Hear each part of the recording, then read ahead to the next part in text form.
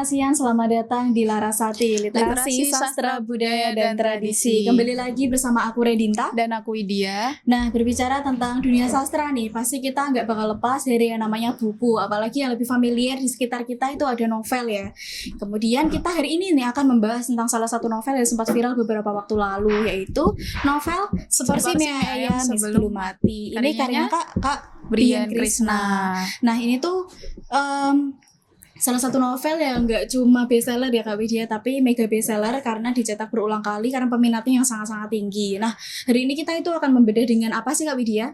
Ya, buku ini kalau mungkin dilihat dari judul maupun sinopsisnya gitu akan terkesan sangat psikologis ya. Benar. Tapi di sini hari ini kita nggak akan bahas masalah psikologi sastra, Benar. tapi lebih ke sosiologi sastra. Karena dalam novel ini tuh penulis banyak sekali mengangkat isu-isu sosial, representasi sosial yang biasanya sering luput dari perhatian kita gitu ya Kak ya. Dan kita nggak akan bahas sosiologi secara spesifik ya, teorinya secara spesifik karena kan akan sangat-sangat luas gitu. Tapi kita akan bahas sosiologi secara umum biar Larasian yang lagi nonton juga mudah ya dalam memahami apa yang kita bicarakan nanti. Jadi nanti kita akan refleksikan sama-sama pelajaran apa yang bisa kita dapat dari buku ini gitu. Nah, buku ini tuh berkisah tentang tokoh Ale. Nah, tokoh Ale ini merupakan salah satu pemuda yang semasa hidupnya sayangnya mengalami pembulian, kemudian tekanan-tekanan sosial dari lingkungan sekitar, entah itu dari keluarga, teman, bahkan lingkungan sekolah dan juga lingkungan kerja. Nah, hal ini tuh membuat tokoh Ale itu memutuskan untuk mengakhiri hidup nih, Larasian. Namun sebelum mengakhiri hidupnya, ternyata tokoh Ale memiliki keinginan yang cukup unik ya dia, yaitu ingin makan satu porsi mie ayam sebelum ia melakukan hal tersebut. Kemudian tapi ada kejutan-kejutan nih yang bakal ada di buku ini karena ternyata tokoh Ale mengalami banyak sekali hal yang dapat kita pelajari juga nantinya seperti itu.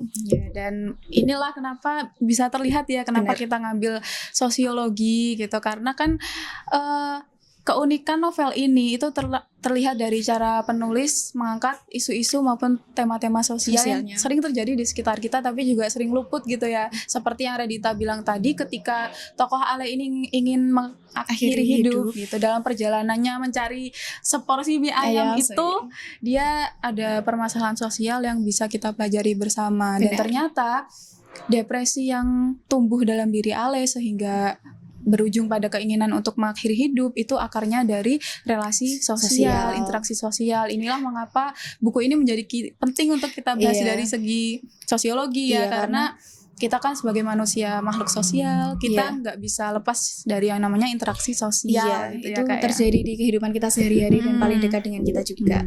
Gitu. Kemudian di sini tokoh Ale digambarkan sebagai individu yang selalu merasa terasing, Kak Widya. Jadi selalu merasa terasing, selalu merasa dia itu nggak berharga di lingkungan sekitar karena tadi hal-hal yang dialami seperti bullying dan lain-lain di lingkungan teman-temannya, di lingkungan kantor, di lingkungan sekolah juga. Gitu. Jadi ada krisis eksistensial ya karena tidak dianggap. Karena sering Ale ini merasa dilupakan gitu ya. Dan ada satu kalimat nih dari buku ini yang sangat merepresentasikan hal ini gitu. Ada bunyinya gini, mereka hanya akan menetap sementara, lalu seperti yang sudah-sudah, semua akan pergi meninggalkanku sendiri lagi. Nah ini kan sangat menggambarkan kekosongan mendalam, perasaan kosong yang dialami oleh tokoh Ale. Ungkapan tersebut bukan hanya ungkapan personal ya, tapi refleksi atau representasi atas krisis sosial saat ini di mana orang-orang tuh sering kali ya mungkin secara sengaja atau tidak sengaja ada satu individu dalam suatu forum itu merasa dipojokkan gitu atau tidak dianggap gitu, keberadaannya tidak dianggap. Jadi ketidakpedulian kelompok masyarakat itu bisa ternyata sangat-sangat berdampak pada psikologi mental individu itu sendiri seperti yang terjadi pada tokoh Ale. Dan sayangnya hal tersebut biasanya tidak disadari ya oleh para pelaku integrasi sosial ini. Gitu. Apalagi yang dialami oleh tokoh Ale kan termasuk bertubi-tubi kan karena ia mengalaminya dari kecil pembulian dari orang tuanya juga kan ada seperti itu, pola asuh yang salah seperti itu. Dan masih tentang kesepian nih ada hal menarik nih yang diangkat dalam novel ini yang sangat relevan dengan saat ini. Nih ada kutipannya aku bacain ya Kak.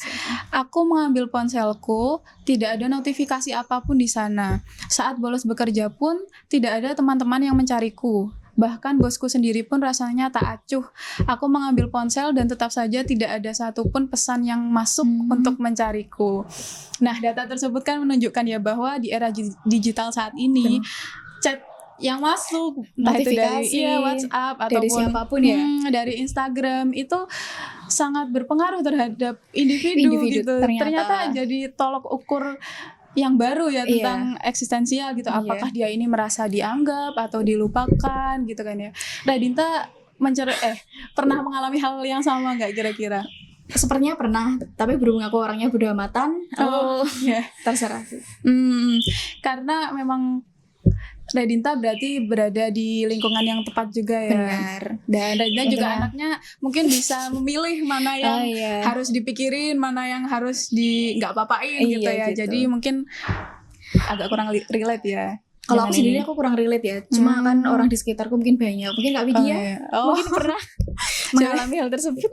Sebenarnya aku sering ya kayak merasakan lah apa yang dirasakan oleh tokoh Ale. Bahkan mungkin ketika sedang semua orang kan ada titik terendahnya masing-masing gitu ya. Kadang tuh scroll WhatsApp gitu ya, ataupun telepon kontak gitu. Aduh, siapa yang bisa dihubungi buat cerita, buat ngobrol gitu, kok gak ada. Dan bahkan terkadang ada ketika saya lihat tidak sengaja gitu melihat teman-teman gitu ada chat masuk gitu, terus chat random sebenarnya, dan itu kenapa ya aku kok tidak mendapatkan hal itu? Apakah aku yang kurang bisa di reach out oleh mereka atau ada perasaan terasing, perasaan dibedakan gitu ya? Iya, kok aku nggak bisa kayak mereka? Terkadang seperti itu, makanya aku kadang merasakan apa yang dirasakan, sangat relate lah dengan karakter si Ale ini. Tapi mungkin karena aku juga yang terlalu overthinkingan, terlalu mungkin apa-apa dipikirin gitu ya. Nah, karena membicarakan tentang hal tersebut ya, jadi selain dari tokoh Ale, mungkin Kak Widya juga merasakan ternyata perkembangan teknologi nih, dunia digital, apalagi dengan melalui gawai atau ponsel, ternyata juga bisa menjadi yang disebutkan Kak Widya tadi, tolak ukur terhadap kepedulian sekitar gitu, sesama individu. Bisa dianggap penting. Apalagi kan tokoh Ale tadi kan mungkin seorang yang perasa, seorang yang sensitif, bukan hanya ya dengan tidak adanya notifikasi yang masuk, ternyata dia itu merasa terasing, merasa terpojokkan, dan hal tersebut kan merupakan hal yang mungkin bisa diperbaiki dengan relasi sosial yang lebih bagus lagi ya dari lingkungan sekitarnya, entah dari teman, keluarga dan lainnya, seperti itu. Sekarang karena ada Radinta ya, jadi aman lah semuanya. Terima kasih Radinta. Ada salah satu kutipan yang mirip juga ya di sini. Dia itu merasa tidak dianggap gitu ya, merasa saya tuh nggak berharga gitu, nggak ada tokoh yang Ale, bisa ya. Tokoh Ale juga selalu merasa seperti itu ya, karena ada kutipan nih, dia itu dengan nada marah ya bilang seperti ini, nggak ada satupun orang yang mau peduli sama saya, bertanya keadaan saya, nggak ada, saya lebih dari sampah di mata mereka. Bahkan dia menganggap dirinya sendiri sebagai sampah. Dan itu kan harusnya nggak dianggap oleh manusia sendiri, yang harusnya kan mereka berharga ya sebagai individu. Tapi ternyata lingkungan sosial Ale yang memaksa dia merasakan hal tersebut ya, walaupun tanpa sadar ya Kak Widya ya, seperti itu. Karena integrasi sosial yang lemah tadi ya. Benar, dan ternyata berdampak pada tokoh Ale juga. Dan masalah yang krusial saat ini nih, masalah individualisme, terutama di daerah perkotaan, apalagi di latar novel Spor Si Mie Ayam Sebelum Mati ini kan di kota Jakarta. Masalah sosial lain ya Kak Reni, kayak sangat-sangat krusial gitu terjadi saat ini. Bahkan saat ini pun individualisme itu sangat tinggi ya, terutama di daerah perkotaan. Kayak novel ini latarnya kan kota Jakarta gitu, dimana di sana tempat Ale bekerja itu benar-benar nggak ada yang peduli gitu. Iya, kemudian dan di sana dikatakan di salah satu kutipan ya, tidak akan ada yang membantu kamu, semua orang dipaksa untuk membantu dirinya sendiri. Jadi sikap individualisme ternyata dibentuk dari perkotaan itu sendiri ya. Karena kan dari ketidakadanya kepedulian sosial gitu ya. Jadi kan orang relasi sosialnya mungkin tidak akan terbentuk gitu. Ikatan sosialnya juga tidak akan terbentuk. Itulah mengapa Ale ini seringkali merasa kesepian, mungkin tidak ada tempat bercerita juga. Jadi itu tadi seperti yang sudah kita singgung di awal-awal, depresi Ale, rasa kesepian itu berasal dari relasi sosialnya yang rendah ternyata gitu. Kemudian ternyata tokoh Ale itu menjalani hari yang menurutku normal, tapi mungkin bagi tokoh Ale ini kurang menyenangkan ya, karena dia setiap harinya mengalami repetisi yang terus berulang dan mengalami hal-hal yang mungkin tidak terlalu ia minati nih. Jadi dia itu selalu bangun pagi dengan tubuh yang mungkin terasa nyeri setiap harinya, karena kan dia setiap hari kan juga bekerja kan, gitu. Kemudian untuk menuju ke tempat kerjanya dia harus menaiki KRL yang berdesak-desakan dengan banyak orang ya di KRL tersebut. Kemudian di perkantoran juga dia kan individual ya, jadi tidak ada yang mungkin menjadi pelipur dan lain-lainnya. Kemudian dia juga sering lembur, dan ternyata saat akhir bulan yang seharusnya ia bahagia dengan menerima gaji ya Kak Widya, ternyata ia harus memberikan sebagian besar gajinya untuk orang tuanya. Orang tuanya ya bahkan tidak menyukai tokoh Ale itu sendiri, gitulah Rasian. Jadi memang jadi Ale tuh sangat-sangat berat gitu ya, kayak diserang dari berbagai sisi bertubi-tubi gitu lah. Dalam berbagai aspek kehidupan tuh ada aja yang nggak menyenangkan bagi Ale gitu ya. Dan selain individualisme, terus bullying, rasa kesepian juga itu ternyata ada masalah lain yang juga masalah sosial sebenarnya. Ini tentang norma kelompok yang menuntut pengorbanan individu gitu, karena kan seperti yang Redinta bilang tadi, tokoh Ale ini harus mengirim uang gitu ya, oleh kepada orang ibunya, kepada orang tuanya. Bahkan orang tuanya itu tuh secara tegas mengatakan tidak menyukai Ale, yang membenci anaknya sendiri. Di situ dikatakan demikian. Nah ini kan sebenarnya kondisi ini adalah norma kelompok juga untuk berbakti kepada orang tua. Kan seperti yang kita tahu sebenarnya orang tua tuh bisa durhaka juga kepada anaknya gitu ya. Bisa zalim juga ya kalau katanya. Ya, makanya dari itu si Ale ini tetap rasanya tuh kayak dituntut oleh norma kelompok untuk terus, dan mau nggak mau kan dia harus menjalankannya, karena dia kan dari dulu kan sudah sangat terbiasa dengan tekanan-tekanan tersebut. Jadi secara sugesti di kepala Ale itu dia mau tidak mau harus menuruti hal tersebut. Dan kondisi ini bahkan bukannya tidak mungkin ya untuk menimbulkan tekanan bagi si Ale sendiri yang memicu tindakan bunuh diri, meskipun tidak secara eksplisit ya diungkapkan dalam novel tersebut karena norma sosial ini gitu, tapi hal itu juga memicu gitu. Jadi sebenarnya di sekitar kita banyak sekali hal-hal yang mirip seperti itu ya, seperti norma kelompok yang ditulis dan diciptakan oleh masyarakat sendiri, dan itu sifatnya tuh toksik gitu ya, dan seolah wajib lah kita jalankan, padahal itu merupakan suatu pilihan nih bagi individu sendiri, karena kan individu apalagi sudah dewasa ya kan memiliki kewajiban atau memiliki kehendak, hak yang dapat dia pilih sendiri gitu, nggak harus ngikuti ini itu nggak perlu sebenarnya. Kemudian selain yang disebutkan oleh Kak Widya tadi tentang harus mengirim uang, menghormati orang tua dan lain-lain, di novel ini juga menyebutkan bahwa tokoh Ale juga memiliki tekanan dari lingkungan sekitar dan juga oleh orang tuanya sendiri, itu terkait dengan norma saat cukup usia harus menikah. Gitu. Nah itu kan harus menikah. Benar, dan ternyata tokoh Ale itu juga mengalami tekanan nih dari orang tuanya juga ya, apalagi ternyata ironisnya si adik ini udah menikah terlebih dahulu di Kak Widya. Jadi sang ibu itu terus saja membandingkan adik dengan adiknya. Jadi tokoh Ali itu merasa kayak tertekan terhadap sesuatu yang sebenarnya ia dengan mudah nih dapat memilih pilihan hidupnya sendiri, tapi hanya dengan embel-embel mematuhi orang tua, norma dan lain-lain yang harus dipatuhi. Jadi dia merasa tertekan dengan hal tersebut seperti itu. Jadi tokoh Ale ini individu yang merasa terasing secara emosional, tetapi tetap terbebani oleh ekspektasi sosial dan norma-norma sosial gitu. Jadi Ale ini mengalami konflik batin yang rumit gitu ya, dan parah juga seperti itu. Kemudian novel ini tuh juga menunjukkan lemahnya solidaritas sosial. Nah itu kan sangat berkontribusi ya pada timbulnya perasaan putus asa, rasa terasing dan lain-lain seperti itu. Selain perasaan kesepian tadi nih, kita bahas kembali ke awal lagi masalah bullying. Ya. Aduh ini banyak sekali terjadi di sekitar kita sebenarnya. Banyak sekali korban atau juga banyak sekali pelaku ya di sekitar kita. Dan bullying yang dialami Ale ini ada bullying fisik, ada bullying verbal, dan ini menjadi, menurut aku ya sebagai pembaca, ini menjadi kritik utama yang diangkat dan paling berdampak pada tokoh Ale itu di dalam novel ini gitu. Iya benar. Kemudian kondisi ini tuh merupakan representasi atau gambaran dari fakta sosial nih yang banyak sekali terjadi di masyarakat kita ya Kak Widya. Kemudian individu yang mengalami bullying itu akan merasa berbeda. Dia akan sangat merasa terasing ya. Jadi dia ternyata hal-hal yang dianggap sepele atau tidak disadari itu berdampak ke bagaimana cara Ale berinteraksi ke depannya atau saat dia dewasa, bagaimana ia menanggapi orang lain, kemudian bagaimana ia mengambil tindakan, itu semua berawal atau menjadi dampak dari semua hal yang ia alami di masa kecilnya gitu. Dan bahkan si Ale ini bullyingnya tuh nggak dari teman-temannya aja gitu loh, bahkan dari orang-orang terdekat dewasa. yang harusnya ia percaya ya sebagai orang tua, ternyata ia juga mengalami hal yang tidak mengenakan dari orang-orang yang seharusnya menjadi safe place atau tempat aman bagi dirinya sendiri. Ada seperti itu. labelisasi ya. Benar. Atau pelabelan gitu. Dulu aku juga pernah gitu di labelin, anak ini gini gitu. Kalau si Ale ini kan gendruwo, disebut sebagai gendruwo dan wagini gitu. Wagini itu apa ya, kayak mungkin ya konteksnya negatif lah wagini itu. Ada berita viral terus wagini gitu. Dan dilimpahkan kepada orang-orang yang atau anak-anak yang sebenarnya nggak bersalah nih. Dan bahkan Ale ini saat dia pengen renang gitu ya, terus dia kan copot baju. Semua anak tuh manggil gendruwo begini gitu, dan malah orang-orang tua di sana itu juga menertawakan Ale gitu.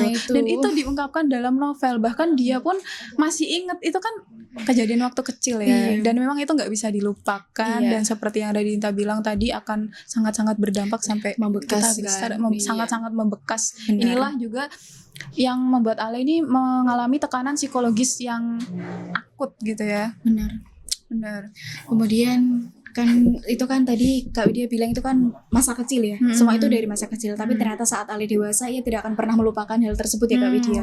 Karena kan mungkin di sekitar kita anak kecil itu masih dianggap tidak memiliki perasaan, bukan orang dewasa yang harus kita hormati dan lain-lain. Jadi anak kecil itu seperti kayak sasaran empuk bagi orang-orang dewasa yang mungkin tidak berlaku sesuai norma. Dan ternyata anak kecil ini yang dianggap tidak memiliki perasaan, belum terlalu ingat dengan hal apapun, ternyata mereka merekam dan mereka ternyata dampaknya di kemudian hari, walaupun waktu kecil kan belum terlihat gitu ya Kak Widya. Dan dampaknya memang sangat-sangat terasa gitu ya. Seperti membawa pengalaman dan beban yang ternyata menjadi hal negatif yang terus dia alami nih di masa-masa dewasanya dia, yang harusnya kan dia nggak ingat semua itu, harusnya kan diperlakukan lebih baik. Ternyata mungkin penyebab Ale memiliki integrasi sosial yang lemah itu juga dampak akibat bullying itu. Dia jadi takut memulai pembicaraan, mungkin takut untuk berpendapat gitu ya. Perilaku bullying yang dilakukan itu juga merupakan sebuah produk dari rendahnya integrasi atau ikatan sosial itu, sehingga kelompok masyarakat merasa tidak peduli lah akan perasaan individu tersebut. Akibatnya individu ya seperti yang sudah kita bicarakan berkali-kali, merasa terasing, terpinggir seperti itu. Kemudian kan Ale ini kan seorang laki-laki ya, seorang laki-laki yang harusnya dia itu juga seorang manusia gitu ya, harusnya berlakukan sama. Ternyata masalah tentang gender itu sudah sangat mengakar dari zaman dulu sampai zaman sekarang. Kemudian di masa kecilnya Ale itu dituntut dengan istilah toxic masculinity. Jadi maksudnya gini lah Resian. Jadi Ale ini kan seorang laki-laki. Jadi di lingkungan dia itu dibentuk seperti gini. Dia itu laki-laki nggak boleh menangis. Laki-laki itu harus bisa mengatasi masalahnya sendiri gitu, nggak boleh bercerita. Laki-laki tidak bercerita gitu kan. tiba-tiba seperti itu. Periksa gitu. Bisa ada ke dokter gitu. Mengalami masalah fisik gitu tiba-tiba ya. Ternyata hal tersebut merupakan hal yang toksik, karena kan laki-laki juga memiliki perasaan. Laki-laki juga membutuhkan interaksi sosial atau membutuhkan orang lain yang untuk mengatasi masalah, emosi untuk curhat dan lain-lain. Itu kan sebenarnya sangat normal ya, bukan hanya dibutuhkan oleh perempuan saja, tapi laki-laki juga manusia dan membutuhkan hal tersebut. Seperti itu. Tokoh Ale ini merupakan representasi sosial juga karena dia dituntut untuk memenuhi perspektif maskulinitas yang dibebankan kepada seorang pria. Bahkan hal tersebut itu sangat mempengaruhi tokoh Ale ya, dia jadi memendam perasaan, tidak mampu mengungkapkan perasaan gitu, dan emosi yang selalu dipendam itu bahaya gitu. Nanti bisa meledak kapan aja gitu. Itu yang bahaya, dan mungkin bisa meledaknya Ale itu memiliki keinginan untuk mengakhiri hidup itu. Kemudian di Indonesia sendiri itu masih sangat-sangat dianggap normal ya, dan mengakar ya dari dulu sampai sekarang itu masih dilakukan. Walaupun tadi aku udah bilang era digital, era modern itu kan sudah sangat kayak tersebar luas sih harusnya ya, tapi ternyata masih mengakar pada hal-hal yang seharusnya tidak lagi dijalankan seperti ini, karena kan berdampak pada individu dan juga sosial ya Kak Widya, seperti itu. Dan ada juga nih masalah lain nih, Ala ini hidupnya penuh masalah. Aduh, bertubi-tubi ya. Ada juga pola asuh yang salah. Oh iya. Ini mungkin masih sangat sering terjadi ya. Benar. Di sekitar kita, bahkan mungkin kita sendiri pun pernah merasakan gitu.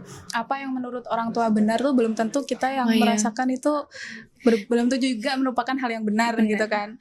Nah, pola asuh dari lingkungan sekitar dalam novel ini terbukti sangat mempengaruhi tokoh Ale, karena memang tadi ya toxic masculinity juga itu kan dari orang tua sebenarnya. Jadi Ale ini kalau menangis tuh kenapa menangis gitu? Nggak usah menangis, laki-laki tuh harus walaupun hal tersebut kan tumbuh secara nggak sadar ya, tapi ternyata berdampak yang parah lah kepada tokoh Ale ini. Laki-laki tuh harus kuat, bahkan ketika tokoh Ale bercerita tentang masalahnya, itu orang tuanya apa sih emang kayak sepele itu ya.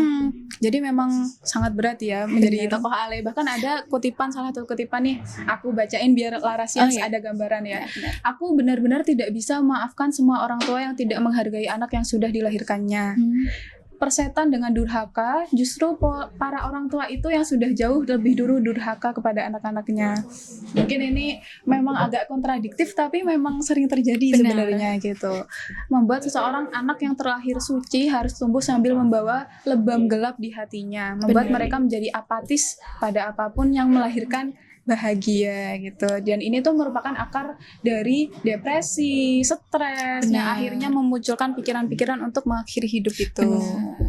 Seperti itu. Kemudian kan secara keseluruhan nih, tokoh Ale kan mengalami banyak hal nih, bullying, mungkin dari bullying fisik maupun verbal juga. Kemudian kan dia alami kan nggak dari teman-temannya aja kan, karena kan dari rekan kerja, kemudian orang tua, dan hal ini kan menjadi kayak jembatan gitu ya untuk keinginan Ale untuk mengakhiri hidupnya sendiri gitu.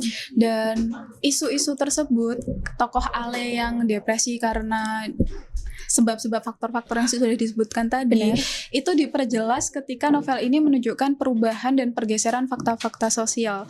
Maksudnya ketika tokoh Ale ini menemukan tempat yang bisa menghargai dirinya, yang bisa membuat Ale ini merasa berharga, merasa dihadirkan, psikologis Ale ini perlahan-lahan membaik gitu. Ya, bahkan hal ini juga menjadi angin segar, menjadi titik balik gitu bagi tokoh Ale yang mulanya ingin mengakhiri hidup. Ale mengalami sebuah pengalaman yang sangat berkebalikan dengan dirinya dahulu gitu. Jadi peristiwa-peristiwa seperti ini itu bisa menjadi titik balik bagi tokoh Ale tersebut. Jadi dia bisa perlahan-lahan membaik, perlahan lah lebih baik. Iya, jadi dia mungkin pikiran-pikiran untuk mengakhiri hidup itu masih ada, tapi mungkin berkurang, dan Ale bisa menemukan tempat yang lebih tenang dan bahagia. Gitu seperti itu. Jadi kan yang sudah disebutkan tadi bahwa lingkungan sosial itu kan sangat berpengaruh terhadap integritas dan juga kayak dampak-dampak yang dialami oleh individu tersebut. Itu semua kan bermula atau berfaktor dari yang dialami di masa kecil, di lingkungan sosial seperti itu gitu. Iya benar. Dan tokoh Ale yang mengalami bullying, kekerasan verbal, toxic masculinity, pola asuh yang salah, itu akan membawa dampak-dampak perlakuan tersebut sampai ia dewasa, yang mempengaruhi caranya berinteraksi sosial gitu. Secara personal aku juga merasakan hal yang sama gitu dari sulit untuk mengungkapkan pendapat, jadi takut mau ngapa-ngapain gitu kan. Mungkin itu juga yang menyebabkan Ale ini jadi seperti itulah begitu. Nah, ini juga kritik sosial ya bagi kita, karena banyak juga orang yang mengalami hal yang sama di sekitar kita. Masih sangat umum lah di Indonesia seperti ini. Kemudian sebagai penutup nih, aku bakal bacain penutup dari buku ini yang bisa jadi refleksi bagi kita semua, bagi mungkin teman-teman yang mengalami hal yang sama, semoga menjadi lebih baik lagi ya. Jadi, aku tidak ingin pergi dari dunia ini dengan membawa bara kemarahan yang masih tertambah di hatiku. Selayaknya peribahasa, nasi memang sudah terlanjur menjadi bubur, tetapi tugasku sekarang adalah untuk menjadikan bubur itu terasa enak. Aduh, dalam banget ya ini ya. Ya, keren banget ya. Iya, tapi tugasku adalah menjadikan bubur itu terasa enak. Jadi yang udah berlalu, biarlah berlalu. Kita harus fokus ke masa depan ya. Fokus sama sekarang, dan ini juga menjadi pelajaran juga ya bagi kita. Jadi refleksi juga, mungkin teman-teman teman-teman bisa lebih aware lah dengan keadaan sekitar gitu ya, lebih memperhatikan keadaan sekitar. Atau kalau ada teman kita yang mungkin terlihat gimana, kita bisa dirangkul sama-sama gitu ya. Benar. Mungkin kalau buku ini dibahas itu bakal sangat-sangat panjang, ya, sampai akhir tahun mungkin. Benar. Makanya kita cukupkan di sini aja sebagai gambaran untuk Larasians juga ya. Benar. Jadi mungkin ada yang belum tahu buku ini bisa coba baca karena sangat worth it untuk dibaca ya Kak ya. Oke. Sekian ya sekian episode kali ini. Ya, sekian Larasati kali ini. Mungkin bisa menjadi hal baik juga ya yang mungkin bisa diambil oleh Larasian. Jadi sekian dari kita. Sampai jumpa di episode Larasati selanjutnya. Dadah.